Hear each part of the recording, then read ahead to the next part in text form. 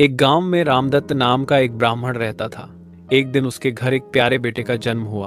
उसी दिन उसके घर में रहने वाली नेवली मादा नेवला ने भी एक छोटे नेवले को जन्म दिया। रामदत्त की पत्नी सीता बहुत दयालु थी। उसने अपने बेटे की तरह ही नेवले के बच्चे को भी प्यार से पाला। बेटा और नेवला हमेशा साथ खेलते थे और अच्छे दोस्त बन गए थे। लेकिन सीता के मन में हमेशा ये डर बना रहता था कि कहीं नेवला जानवर होने के कारण उसके बेटे को नुकसान न पहुंचा दे। एक दिन सीता अपने बेटे को पेड़ की छांव में सुलाकर पानी लेने पास के तालाब की ओर चली गई। जाते जाते उसने अपने पति रामदत्त से कहा, आप यहीं रुकिए और बच्चे का ध्यान रखिए, खासकर नेवले से सावधान रहिए।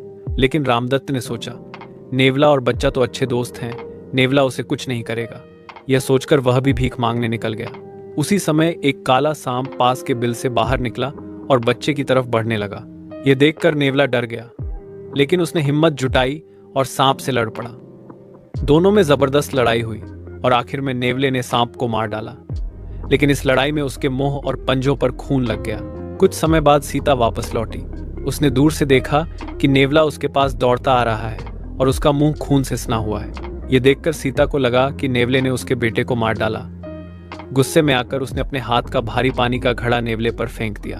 बेचारा छोटा नेवला उस घड़े की चोट से वहीं मर गया। सीता दौड़ती हुई अपने बेटे के पास गई और देखा कि बच्चा तो आराम से सो रहा है, उसके पास ही मरा हुआ सांप पड़ा था।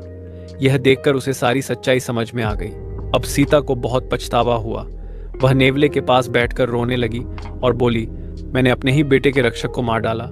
मेरी जल्दीबाजी और शंका ने एक निर्दोष की जान ले ली। बिना सोचे समझे और जल्दबाजी में लिए गए फैसले जीवन में सिर्फ दुख और पछतावा ही लाते हैं।